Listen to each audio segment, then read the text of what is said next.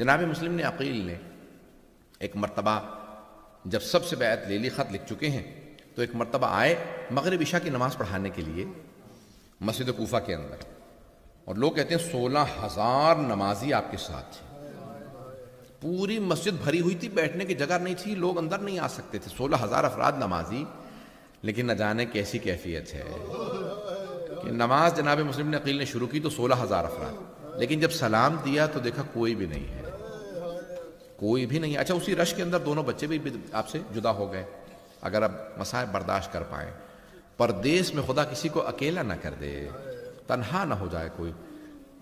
تو اب جناب مسلم نے عقیل باہر نکلے، اب جہاں رکے ہوئے تھے وہاں پہ بھی نہیں جاتے کہ اس کا مطلب ہے سب میرے خلاف ہو گئے، غیرت یہ تقاضا نہیں کرتی میں اس سے جا کے پناہ مانگوں، مجھے اس پہ رکھو وہاں رکھ لو۔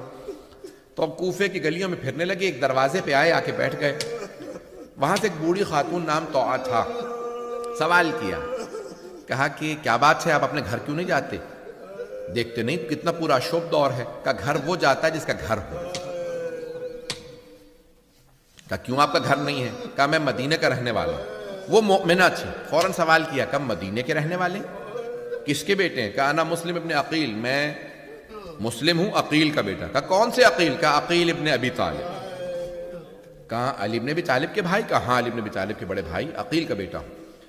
تو اس نے کہا میں مؤمنہ ہوں، میں آپ کے چچا پہ ایمان رکھتی ہوں، میں ان کی ماننے والی ہوں۔ پڑھ کے آئے تھے، وضو کیا، تنہائی میں گئے اور بیٹھ گئے، وہیں کے صحن کے اندر ایک جو حجرہ تھا باہر، وہیں پہ بیٹھے، تہجد پڑھنے کے بعد سر رکھا اور کچھ دیر کے لیے آنکھ بند کی، تو دیکھا کہ جناب امیر آئے ہیں، کہتے ہیں مسلم میں لینے کے لیے آیا ہوں۔ جناب امیر مومنین کو دیکھا کہ میں لینے کے لیے آیا ہوں، سمجھ گیا کہ میری آخری رات ہے، بس بھئی جناب مسلم نے زیادہ وقت نہیں ہے، 5 سے 7 منٹ زحمت دوں گا۔ تو ایک مرتبہ جناب مسلم سمجھ گئے، فوراً اٹھے، دوبارہ نماز پڑھنے لگے، اور فوج کا لشکر بھیجو۔ جب تیسری مرتبہ اس نے فوج منگوائی، کہا ایک آدمی کو گرفتار کرنے کے لیے تم نے تیسری چوتھی دفعہ فوج منگوائی ہے، کیا سمجھتے ہو کہ کیا معاملہ؟ کہا یہ کوئی کوفے کا بقال نہیں ہے، یہ علی کا پالا ہوا ہے۔ وہ اسی گڑھے کے اندر گر گئے۔ جب گر گئے تو چاروں طرف سے انہوں نے کہا کہ مسلم ہم آپ کو امان دیتے ہیں، آپ اپنی تلوار دے دیجیے۔ جناب مسلم نے کہا قسم کھا کے کہو کہ تم امان دیتے ہو۔ تو انہوں نے کہا ہم لا الہ الا اللہ کہہ کے کہتے ہیں کہ ہم قسم کھاتے ہیں، ہم آپ کو پناہ دے رہے ہیں۔ جناب مسلم نے جیسی تلوار پھینکی، وہ چاروں طرف سے گلے میں زنجیریں ڈالنے لگے۔ تو جناب مسلم نے ایک مرتبہ آنکھوں سے آنسو بہنے لگے کہ ھذا اول الغدر، یہ پہلا دھوکہ ہے۔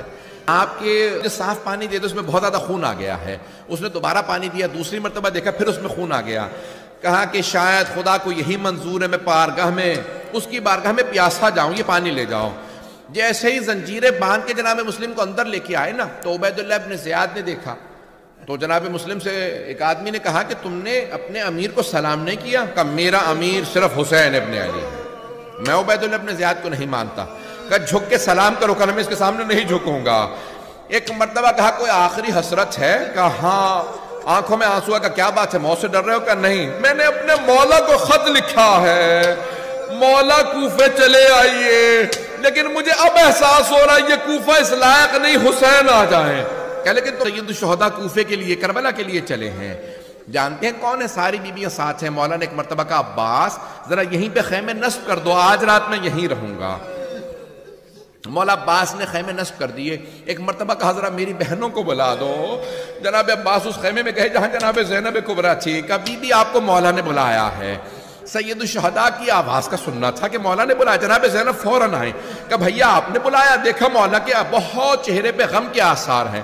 کہا بھیا سب خیریت ہے؟ کہا کوفے سے بڑی بری خبر آئی ہے، ذرا میری بہن رقیہ کو بلا دو زینب، میں رقیہ سے بات کرنا چاہتا ہوں۔ جناب زینب سمجھ گئیں، فوراً آئے کہ رقیہ بھیا نے بلایا ہے۔ ایک مرتبہ جناب رقیہ نے فوراً اپنی بیٹی کو آواز دی، بیٹی جناب مسلم کی بیٹی، نام عاتقہ ہے، کہا عاتقہ ماموں نے بلایا میرے ساتھ چلو۔ جیسے ہی جناب رقیہ کو اور جناب عاتقہ کو آتا دیکھا نا، مولا حسین مسند سے کھڑے ہو گئے، مسند سے کھڑے ہوئے بہن کا استقبال کیا۔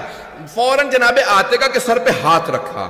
جیسے ہی ہاتھ رکھا نا، ہاشمی بچی تھی، بہت سمجھدار تھی، فوراً سمجھ گئی۔ کہا مامو جان میرے بابا خیریت سے ہیں؟ کہا میرے بابا خیریت سے ہیں۔